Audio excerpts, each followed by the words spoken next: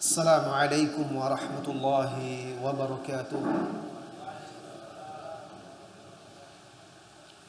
Innal hamdalillah nahmaduhu wa nasta'inuhu wa nastaghfiruh wa na'udzu billahi min shururi anfusina wa sayyiati a'malina. Man yahdihillahu fala mudilla lahu wa man yudlil fala hadiya lahu. أشهد أن لا إله إلا الله وحده لا شريك له وأشهد أن محمدا عبده ورسوله صلى الله عليه وعلى آله وأصحابه ومن سار على نهجه وتمسك بسنته إلى يوم الدين وسلم تسليما كثيرا. أما بعد. Ma'asyiral muslimin wal muslimat yang semoga senantiasa dirahmati oleh Allah Subhanahu wa taala. Alhamdulillah, apapun kondisinya kita wajib bersyukur kepada Allah Subhanahu wa taala. Hari ini hujan lebat, lampu mati, listrik mati. Kalau lampu alhamdulillah hidup ya. Listrik mati. Dan semulanya rencana panitia untuk menunda kajian ke pekan berikutnya. Cuma pesan panitia tidak masuk kepada saya, sehingga kami tetap datang, dan ternyata ada jamaah yang datang, maka tetap kita isi kajian apapun kondisi dan keadaan kita. Saudara-saudari kaum muslimin dan muslimat,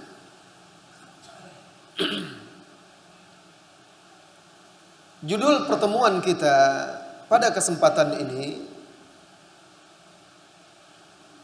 kita beri judul ujian dakwah.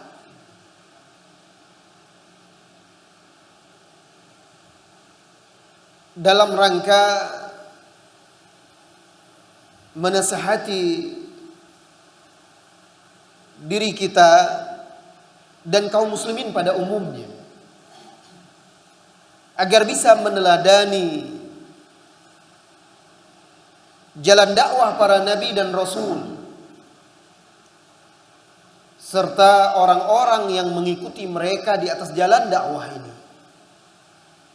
Mulai dari kalangan para sahabat, generasi sesudahnya yaitu tabi'in, dan generasi sesudahnya atba'ut tabi'in, serta generasi-generasi sesudah mereka yang mengikuti mereka dengan baik. Karena di akhir zaman ini ujian dakwah begitu berat. Tetapi kalau kita bercermin kepada kondisi awal-awal Islam saat Nabi SAW memulai dakwah, maka kita akan tahu ternyata keadaan dan kondisi mereka jauh lebih berat daripada keadaan yang kita hadapi. Sehingga bisa menghibur diri dan memotivasi kita agar tetap kokoh, teguh dan istiqamah di atas jalan yang hak ini. Saudaraku kaum muslimin dan muslimat, ujian, cobaan itu sunnatullah di dalam hidup ini, termasuk di atas jalan dakwah. Allah Subhanahu wa taala berfirman, "Inna khalaqnal insana min nutfatin amshaj nabtalihi faja'alnahu sami'an basira." Sesungguhnya kami telah menciptakan manusia dari air mani yang dicampurkan. Air laki-laki dengan air perempuan, maksudnya nutfah amsyaj. Nabtalihi, lalu kami menguji manusia yang telah kami ciptakan itu. Maka kami jadikan dia seorang yang sami'an basira, yang bisa mendengar dan bisa melihat. Ayat ini menegaskan Allah yang menciptakan manusia dan Allah pasti mengujinya. Allah Subhanahu wa taala juga berfirman di dalam surat lain, Tabarakalladzi biyadihil mulku wa huwa ala kulli syai'in qadir. Alladzi khalaqal mauta wal hayata liyabluwakum ayyukum ahsanu amala. Wa huwal azizul ghafur. Terpujilah Allah yang di tangannya lah kerajaan ini dan Dia Maha berkuasa atas segala sesuatu. Alladzi khalaqal maut, yang telah menciptakan kematian, wal hayata, dan kehidupan. Jadi kematian dan kehidupan manusia Allah yang menciptakannya. Allah yang menciptakan kita, menghidupkan kita, dan Allah yang mematikan kita. Untuk apa Allah menciptakan hidup dan mati dan hidup ini? Liyabluwakum, agar Ia, maksudnya Allah, agar Allah menguji kalian. Ayyukum ahsanu amala. Siapa di antara kalian yang paling baik amalannya? Jadi kita diciptakan oleh Allah, hidup di dunia, lalu setelah itu kita mati. Untuk apa? Untuk diuji oleh Allah. Siapa di antara kita yang ketika hidup di dunia paling baik amalannya? Allah juga berfirman di dalam surat lain, Inna ja'alna ma'alal ardi zinatan laha linabluwahum ayyuhum ahsanu amala. Artinya, sesungguhnya kami telah menjadikan apa-apa yang ada di muka bumi ini sebagai perhiasan baginya. Tanam-tanaman, pepohonan, kebun ladang, bunga-bunga, air yang mengalir, laut yang membentang, menghampar, ombak, gelombang, hewan-hewan yang beraneka ragam. Allah ciptakan semua zinatan laha, untuk perhiasan bagi kehidupan ini, bagi dunia ini. Apa tujuannya? Linabluwahum ayyuhum ahsanu amala, agar kami menguji mereka manusia itu, siapa di antara mereka yang paling baik amalannya. Jadi hidup ini adalah ujian dan cobaan. Kita tidak akan bisa lari daripada itu. Maka Allah Subhanahu wa taala dengan hikmahnya menguji para rasul dengan umat-umatnya. Allah uji para rasul dengan umat-umatnya. Ada yang beriman, ada yang menentang, ada yang kafir, ada yang patuh dan taat kepada para rasul, ada yang membangkang dan menyimpang. Allah uji para rasul dengan umat-umatnya. Allah uji umat-umat itu dengan para rasul mereka.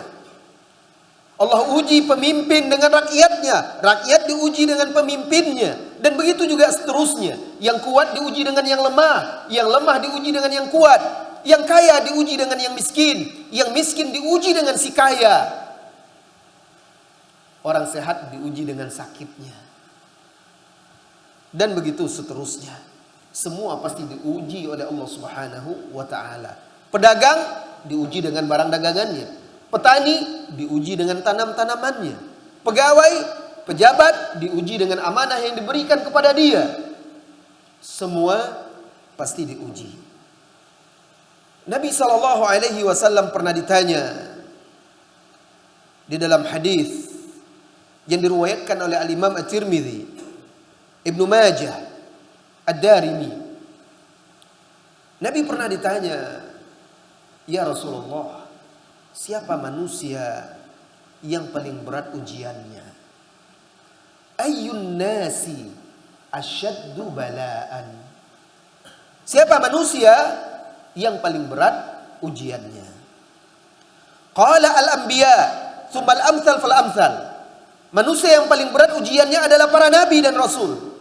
Kemudian orang-orang yang sesudahnya keimanannya di bawah mereka. Kemudian orang yang keimanannya di bawah mereka pula. Yubtalar rajulu ala hasabi dini. Kata Nabi sallallahu alaihi wasallam, seseorang itu Allah uji di dunia ini sesuai dengan kadar agamanya.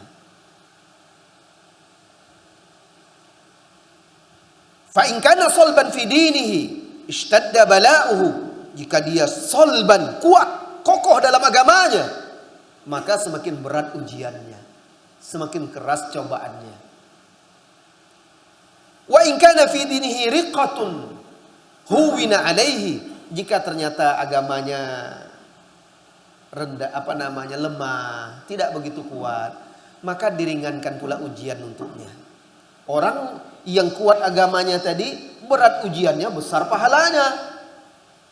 Orang yang lemah agamanya tadi, ringan ujiannya, sedikit pahalanya. Pahala tentu sesuai pula dengan besar kecilnya ujian. Nilai juga begitu. Itu sudah menjadi sunnatullah. Kemudian apa kata Rasulullah sallallahu alaihi wasallam, fama zala kadzalika hatta yamshiya 'ala al-ardi ma lahu dhanb. Dan orang itu terus diuji, diberi ujian oleh Allah Subhanahu wa taala sehingga dia berjalan di muka bumi tidak ada lagi dosanya. Apa maksudnya? Ternyata ujian itu juga penghapus dosa. Jadi diuji seseorang itu, kadang dia diuji dengan keluarganya, dengan anak, istri, suami, dengan harta, dengan pekerjaannya, dengan orang yang di sekitarnya, dengan karib kerabatnya, diuji dalam agamanya, terus, dan dia bersabar di atas ujian tersebut sampai akhirnya dia berjalan di muka bumi ini tidak memiliki dosa, bersih dosanya, dihapuskan. Buah dari kesabarannya menghadapi ujian tersebut. Jadi jangan kita berburuk sangka kepada Allah. Kalau keluarga kita ada yang wafat, ada yang sakit, atau diri kita yang sakit, atau harta kita ada yang berkurang, atau lain sebagainya, maka tidak perlu berburuk sangka. Ada hikmah di balik itu. Allah ingin menghapuskan dosa-dosa kita yang barangkali tidak terhapus dengan taubat kita. Atau barangkali kita berbuat dosa lupa untuk bertaubat. Amal soleh kita juga sedikit, tidak cukup untuk menghapuskannya. Allah uji, sabar atau tidak dia. Sabar dia dengan ujian itu. Allah hapuskan dosa dia. Saudara-saudari kaum muslimin dan muslimat, di dalam hadis Anas bin Malik radhiyallahu anhu yang diriwayatkan oleh Imam At-Tirmidzi dan dihasankannya, Nabi sallallahu alaihi wasallam bersabda, "Inna 'izamal jazaa ma'a 'izamil bala." Sesungguhnya besarnya pahala seiring dengan besarnya ujian. Wa anna Allah azza wa jalla idza ahabba qauman, dan Allah apabila mencintai suatu kaum, ibtalahum, Allah uji mereka. Maka jangan berburuk sangka dulu kepada Allah.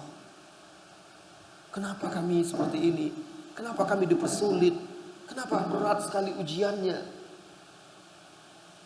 Bisa jadi Allah mencintai kalian, mencintai kita, mencintai Anda. Karena Nabi SAW bersabda, Inna Allah idza ahabba qauman ibtalahum, faman radiya falahu ridha, wa man sakhita falahu sukht. Sesungguhnya Allah apabila mencintai suatu kaum, Allah uji mereka. Barang siapa yang ridho terhadap ujian itu, maka dia diridhoi oleh Allah. Barang siapa yang banyak mengutuk-utuk, tidak terima, marah terhadap ujian tersebut, maka dia mendapatkan murka dari Allah tabaraka wa ta'ala. Rawahu Tirmidzi wa hassanahu. Saudaraku, demikian juga ketika kita ingin mengamalkan Islam, agama kita, saat kita ingin menegakkan kebenaran, mengajak manusia kembali kepada jalan yang lurus, memahami agama dengan benar, menghidupkan sunnah Rasulullah sallallahu alaihi wasallam, saat kita mengajak kaum muslimin untuk menjauhi segala bentuk kesyirikan atau bid'ah, ajaran-ajaran tuntunan yang tidak dicontohkan dan diajarkan oleh Rasulullah sallallahu alaihi wasallam, ada ujian-ujian yang akan dihadapi. Gangguan-gangguan, cemoohan, olok-olok, bahkan sampai intimidasi dan segala macam. Berbeda-beda setiap orang level ujiannya, tergantung kuat lemah agama yang dia pegang. Nabi SAW sebelum dia diangkat menjadi nabi atau menjelang dia diangkat menjadi nabi, beliau suka menyendiri, menyepi di gua Hira. Di sana beliau bawa bekal dari rumah, lalu menyendiri menyepi di sana. Beribadah, bertahannuts. Di dalam hadis Bukhari disebut bertahannuts. Beribadah menurut cara Nabi, ajaran Nabi Ibrahim. Ketika itu manusia tidak ada yang mengganggu dia. Bahkan orang menggelari beliau sallallahu alaihi wasallam Al-Amin, orang yang terpercaya. As-Sadiqul Amin, seorang yang jujur, seorang yang terpercaya. Orang semua cinta, orang semua suka kepada beliau. Tatkala turun wahyu dan beliau mulai berdakwah kepada apa? Kepada tauhid. Mengajak manusia untuk mengibadati Allah semata dan meninggalkan berhala-berhala, meninggalkan syirik. Tiba-tiba heboh kota Mekah. Orang yang dulu menyanjung beliau, memuji beliau, menggelari beliau Al-Amin, orang yang terpercaya, berbalik menggelari beliau, mengata-ngatai beliau sahir. Muhammad itu sallallahu alaihi wasallam adalah penyihir. Majnun, mereka bilang Nabi Muhammad itu gila. Kadzab, mereka tuduh Nabi Muhammad pendusta. Padahal dulu mereka juga yang menyebutnya orang terpercaya. Kahin, dukun kata mereka. Banyak gelarnya. Pemecah belah kaumnya. Banyak gelar-gelar yang diberikan kepada Nabi SAW. Padahal dulu ketika dia belum berdakwah, saat dia rajin ibadah untuk diri dia saja, nggak ada yang mengganggu. Tapi tatkala beliau mulai menyuarakan kebenaran, mengajak manusia untuk mentauhidkan Allah, meninggalkan segala bentuk kesyirikan, ketika itu mulai diuji, datang ujian-ujian yang berat. Pahami itu wahai saudara-saudariku. Ternyata itu sunnatullah. Kalau kita mengajak kepada agama yang benar, kepada tauhid, jalan yang lurus, itu pasti ada ujiannya. Mungkin dulu salah seorang dari kita, orang suka kepada dia, tetangga, karib kerabat, senang waktu itu dia suka nyanyi, waktu itu dia suka macam-macam lah, orang tidak ada yang mengganggu dia. Ke masjid nggak ada, suka nongkrong-nongkrong di jalan, main musik-musik, begadang-begadang di warnet-warnet dan segala macam. Nggak ada orang yang sibuk dengan dia. Dibiarkan aja. Tiba-tiba berubah anak ini, rajin ke masjid, sholat 5 waktu, hadir di majelis ilmu, mengaji, belajar agama, belajar tahsin, menghafal Al-Quran. Terkejutlah orang tua, keluarga, tetangga. Ajaran apa yang dia dipelajarinya? La ilaha illallah. Orang sudah mulai baik. Dulu ketika dia jahat, jadi penjahat, tidak ada yang mengurus dia, tidak ada yang menyebut-nyebut dia, tidak ada yang mengganggu dia. Sekarang saat dia mulai taat beragama, bahkan mulai dia mengajak anak-anak muda yang lainnya, mengajak keluarganya untuk rajin menjaga sholat, membaca Al-Quran, mendekatkan diri kepada Allah, menjauhi maksiat, beribadah hanya kepada Allah semata. Tiba-tiba seperti kiamat. Itu dia ujian tuh. Maka tengoklah para nabi dan Rasul sallallahu alaihi wasallam. Saudara-saudari kaum muslimin dan muslimat, lihat perhiasan yang ada pada istrimu atau anak perempuanmu. Entah itu apa namanya ini? Anting-anting ya. Anting-anting emas, cincin emas, gelang emas, kalung emas, apa aja lah perhiasannya. Sebelum dia menjadi perhiasan, diletakkan di lemari kaca, di toko-toko emas itu, harganya mahal, bentuknya cantik. Sebelum dia berubah menjadi perhiasan yang bernilai dan mahal itu, apa yang dilakukan? Ditempa dia dulu, dibakar, diletakkan di atas api yang panas dengan cetakannya sehingga mencair, dia melebur. Lalu dia dibentuk, kemudian setelah itu diasah dan segala macam sampai dia berubah menjadi perhiasan yang bernilai dan berharga. Itu dia ujian tuh, Pak, saudara-saudari. Ketika seseorang diuji oleh Allah Subhanahu wa taala dan dia lulus ujian itu dalam agamanya, sabar dia, tetap dia pegang teguh agamanya, ridho dia terhadap ujian Allah Subhanahu wa taala ini, maka dia akan menjadi bernilai di sisi Allah Subhanahu wa taala. Kaum muslimin dan muslimat, ujian bagi orang-orang yang beriman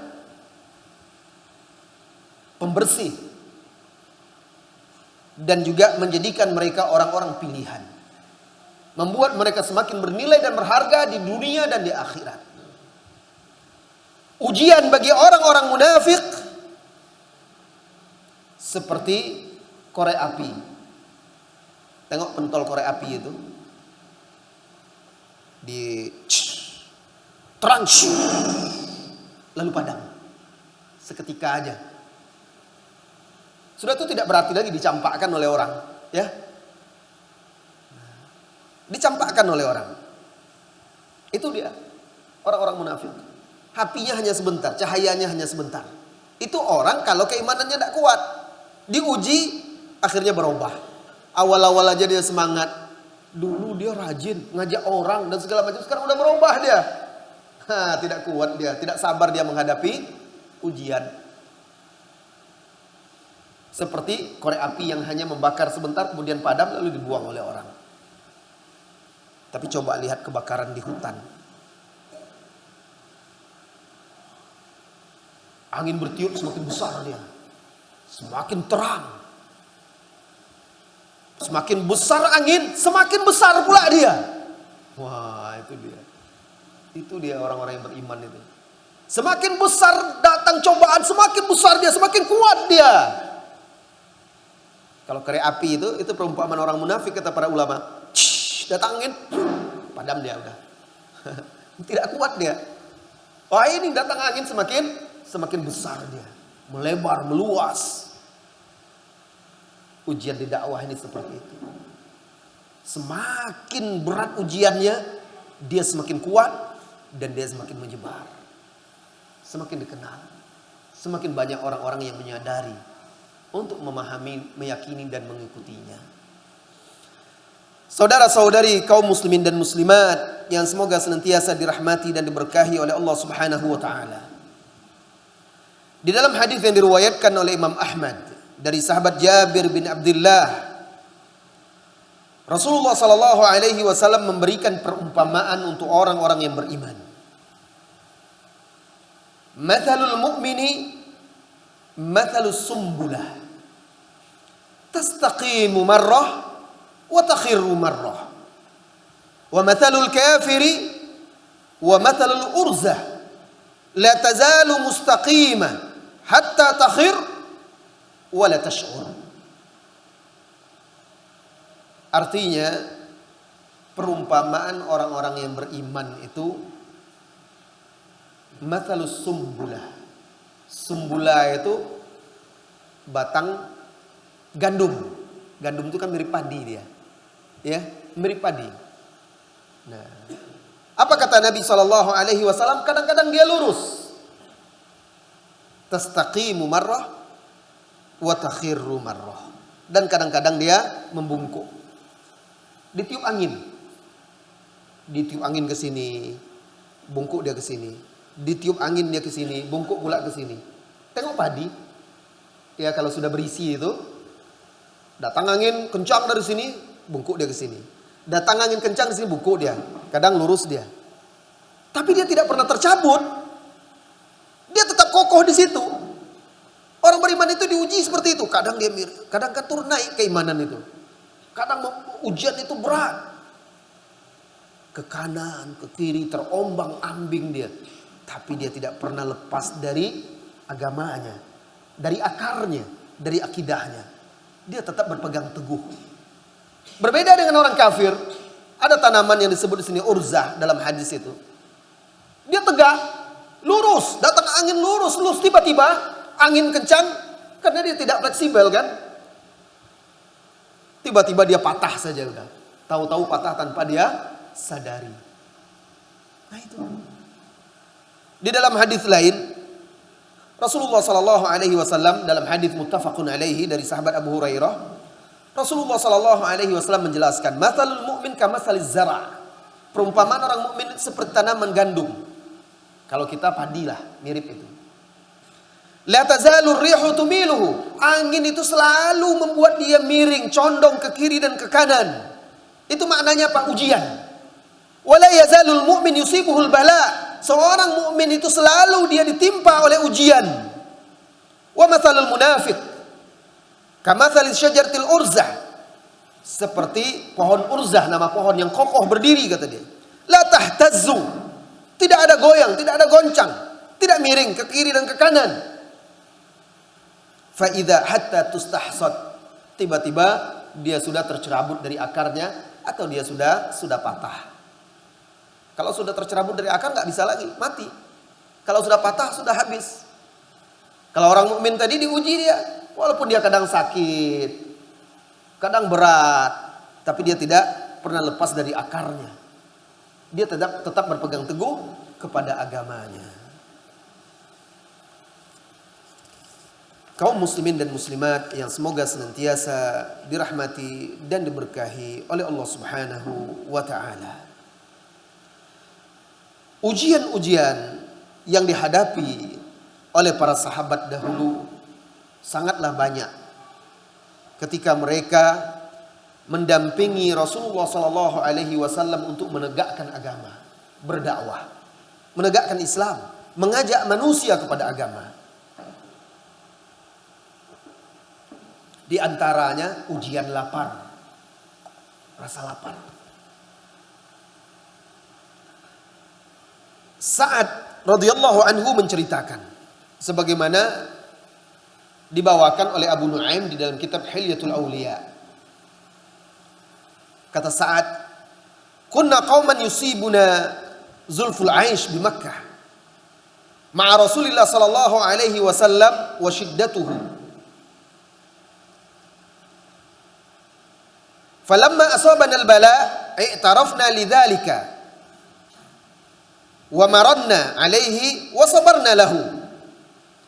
Kami ini orang yang sudah biasa hidup keras, apa adanya, menghadapi ujian di Mekah bersama Rasulullah sallallahu alaihi wasallam. Kami sudah menghadapi ujian-ujian dan kami mengakui itu. Sehingga kami terlatih di atasnya dan bersabar menghadapinya. Maronna alaihi wa sabarna lahu. Kami terlatih menghadapinya dan bersabar di atasnya. Kehidupan yang berat dan susah itu. Walaqad ra'aituni ma'a Rasulillah sallallahu alaihi wasallam di Makkah. Kharajtu minal laili abul.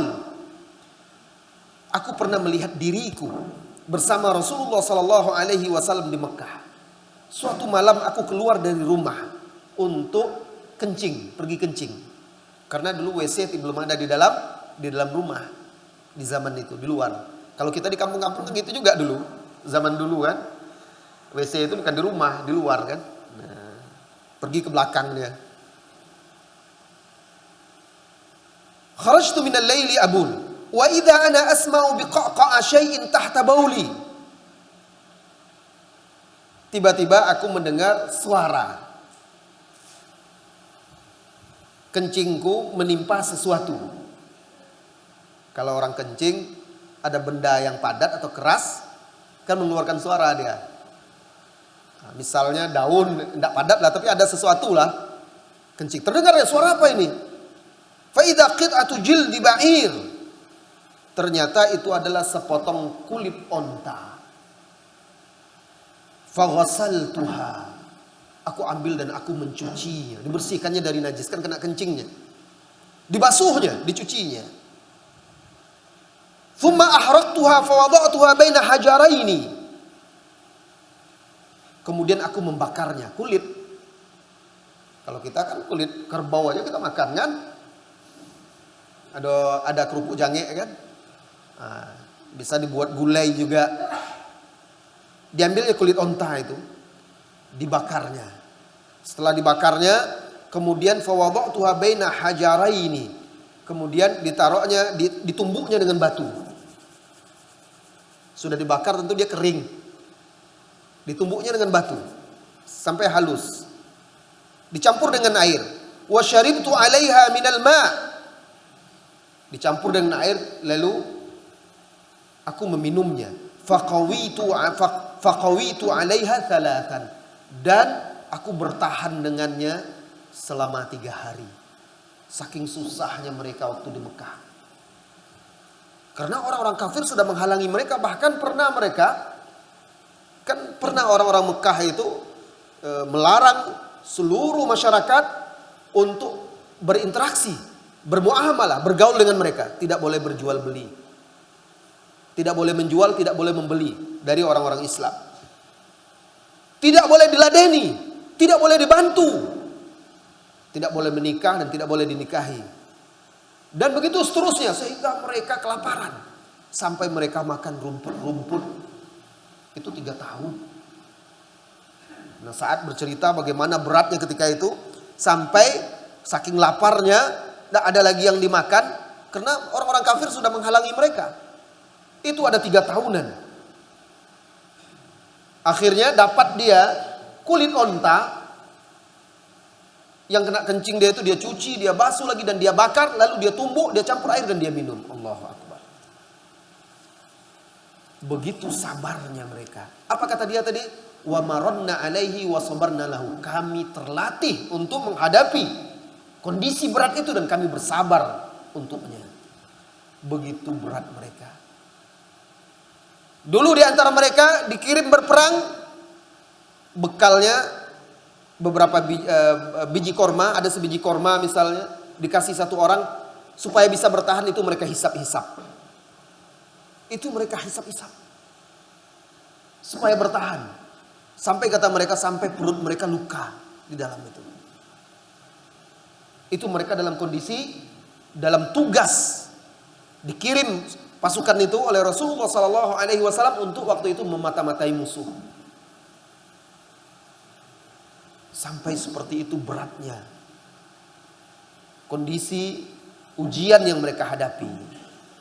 Kemudian di antara ujian yang mereka hadapi juga, selain rasa lapar, ujian kurangnya harta. Rasa lapar kita sekarang bagaimanapun kita dihalangi, misalnya berdakwah, tidak boleh ini, tidak boleh itu, kita tidak lapar kan? Kita masih bisa makan enak.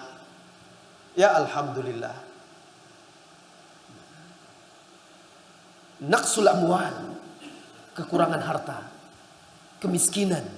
Bukan karena mereka miskin sebenarnya. Harta mereka banyak diambil oleh orang-orang kafir, orang musyrikin. Apalagi ketika mereka hijrah, mereka tidak bisa membawa apa-apa, semua ditinggal di Mekah. Dihalangi oleh orang kafir, sehingga mereka hanya membawa baju yang di badan mereka. Al-Imam Al-Baihaqi meriwayatkan dari Abu Imran, semoga Allah meridainya. Qal ghazawna al-Madinata yuridul Konstantiniyah.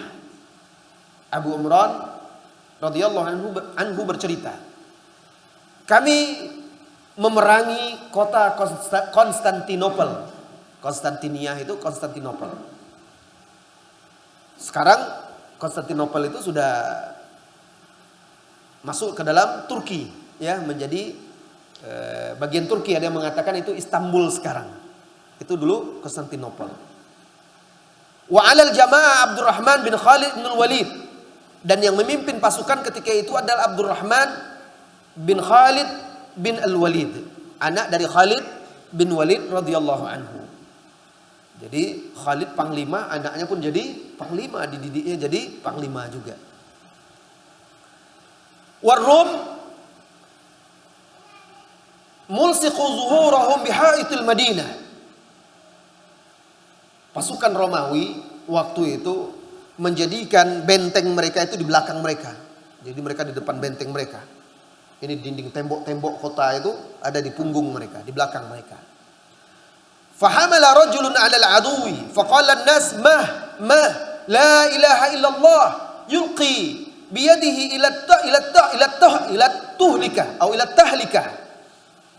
Tiba-tiba ada salah seorang pasukan dari kaum muslimin maju menyerang seorang diri ke barisan musuh.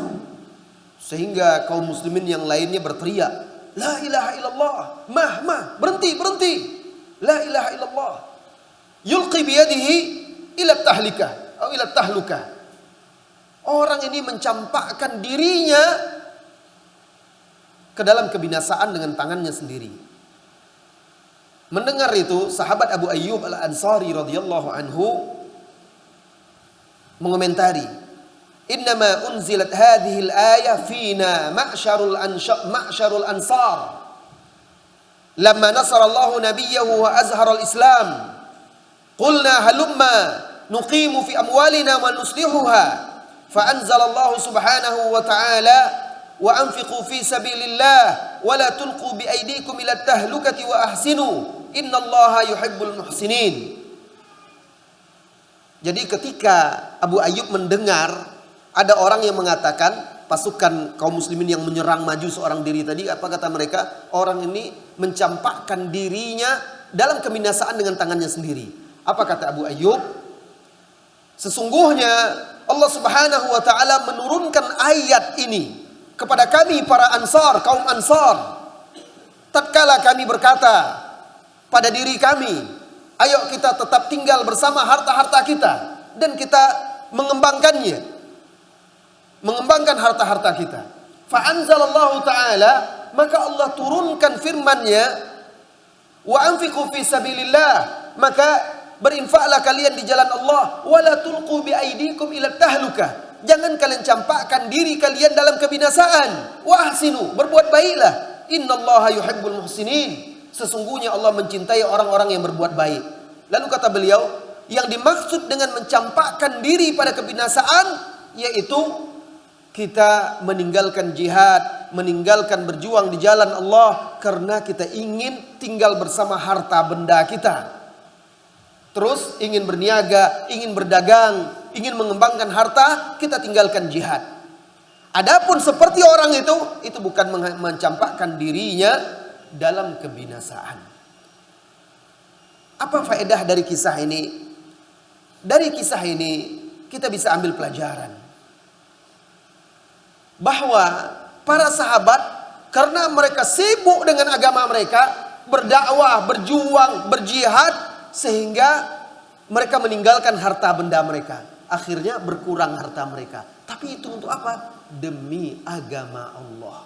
Allah uji mereka ketika mereka berjuang untuk agama Allah. Allah uji mereka di awal-awal itu apa? Berkurang harta mereka. Karena mereka tidak berdagang lagi, tidak berniaga lagi. Tapi di kemudian hari Allah ganti rampasan-rampasan perang yang banyak, kemenangan-kemenangan, dan di akhirat tentunya Allah ganti dengan yang lebih baik dan lebih kekal lagi. Udah masuk waktu. Baik, kita dengar kumandang azan dahulu. Setelah itu kita lanjutkan lagi insyaallah sampai menjelang iqamah. Silakan azan dulu. Kita lanjutkan kembali. Jadi kita persingkat. Hidup ini ujian. Setiap kita pasti diuji. Termasuk orang-orang yang menempuh jalan dakwah, mengajak manusia kepada kebaikan, beramar ma'ruf nahi munkar. Khususnya kalau dia berkomitmen untuk mengajak kepada tauhid dan memberantas kesyirikan, mengajak kepada sunnah, serta memberantas bid'ah-bid'ah, ajaran-ajaran yang menyimpang dan tidak ada dasarnya dalam agama, maka pasti tantangannya akan sangat berat. Allah Subhanahu wa taala berfirman, "Wa minan nasi man yaqulu amanna billah fa idza udhiya fillah ja'ala fitnatan nas ka'adzabillah Wala in jaa nasrun min rabbika la yaqulunna inna kunna ma'akum. Awalaysa Allahu bi'a'lama bima fi suduril alamin. Wala ya'lamanna Allahu alladhina amanu wala ya'lamanna al-munafiqin. Ada di antara manusia, kata Allah, orang-orang yang mengaku beriman, berkata kami beriman kepada Allah. Fa idza udhiya fi sabilillah, fillah, apabila dia disakiti karena di jalan Allah, diganggu karena mengaku beriman tadi di jalan Allah, ja'ala fitnatan nas ka'adzabillah. Dia jadikan ujian yang dia dapat dari manusia itu seperti azab Allah. Tidak sanggup dia. Maka akhirnya dia berpaling kadang. Berbalik. Wala in jaa nasrun min rabbik. Tapi ketika Allah berikan kemenangan kepada hamba-hambanya yang istiqomah, yang konsisten, yang komitmen, tiba-tiba dia datang lagi lalu dia berkata, la yaqulanna inna kunna ma'akum. Kami ini kan dulu bersama kalian. Ngaku-ngaku pula lagi dia. Awalaysallahu bi'a'lama bima fi suduril alamin. Bukankah Allah tahu apa yang ada di dada manusia, di dada makhluk? Wala ya'lamanna Allahu alladhina amanu wala ya'lamanna al-munafiqin. Dan Allah pasti tahu orang-orang yang beriman dan orang-orang munafik. Saudara-saudari kaum muslimin dan muslimat yang semoga senantiasa dirahmati dan diberkahi oleh Allah Subhanahu wa taala. Kita akhiri dengan nukilan-nukilan dari ulama-ulama kita tentang ujian dalam kehidupan ini. Al-Imam Asy-Syafi'i rahimahullahu taala pernah ditanya, "Ya Aba Abdillah, wahai Abu Abdillah," kunyahnya Abu Abdillah, "ayyuma afdal lirrajuli an yumakkan aw yubtala?" Wahai Abu Abdillah, Imam Asy-Syafi'i, mana yang lebih baik bagi seseorang itu diberikan kemudahan, kemenangan, kesuksesan oleh Allah Subhanahu wa taala, atau dia harus diuji oleh Allah? Qala al-Imam Asy-Syafi'i, la yumakkan hatta yubtala. Dia tidak akan mungkin berhasil. Dia tidak akan mungkin kuat. Dia tidak akan mungkin menang. Dia tidak akan diberikan kekuatan, kejayaan, kemenangan oleh Allah hatta yubtala, sampai dia diuji. Fa inna Allah ibtala Nuhan wa Ibrahim wa Musa wa Isa wa Muhammad salawatullah alaihim ajmain falamma sabaru makkanahum. Sesungguhnya Allah telah menguji Nuh, Allah telah menguji Ibrahim, Allah telah menguji Musa, Allah telah menguji Isa, Allah telah menguji Muhammad salawatullah alaihim ajmain. Semuanya nabi-nabi ulul azmi, rasul ulul azmi. Falamma sabaru, tatkala mereka semuanya sabar, Nuh diuji.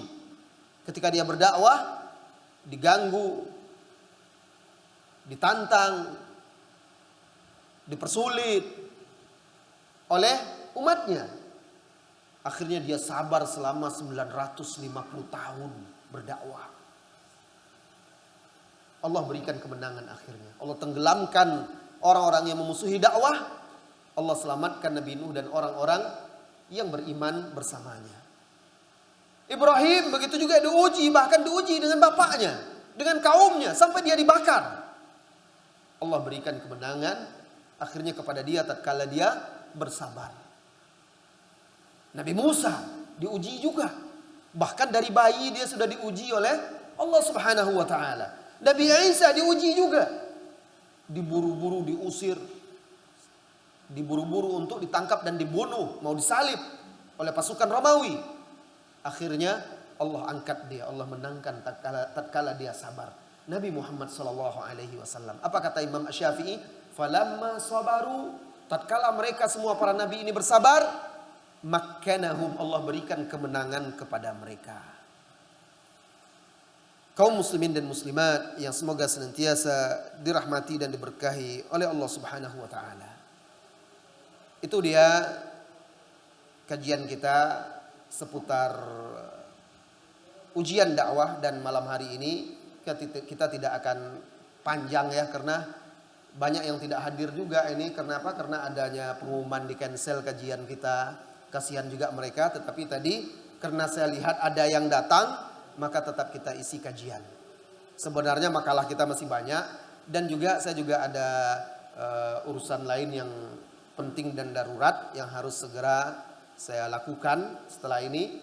Oleh karena itu saya cukupkan sampai di sini dahulu pertemuan kita. Mudah-mudahan bisa bermanfaat bagi kita semuanya dan bisa membuat kita paham hakikat ujian dalam kehidupan ini, khususnya bagi para pegiat-pegiat dakwah, orang-orang yang pengurus masjid, mengajak manusia untuk ngaji, mengamalkan Islam. Maka mudah-mudahan ini bisa semakin membuat kita paham hakikat jalan dakwah ini dan ujian di atasnya, sehingga kita bisa ridho, bersabar, lalu Allah berikan mudah-mudahan kemenangan di dunia dan di akhirat kepada orang-orang yang sabar terhadap ujian yang dihadapinya dari Allah Subhanahu wa taala. Wa sallallahu wasallama ala nabiyyina Muhammadin walhamdulillahi rabbil alamin. Assalamualaikum warahmatullahi wabarakatuh.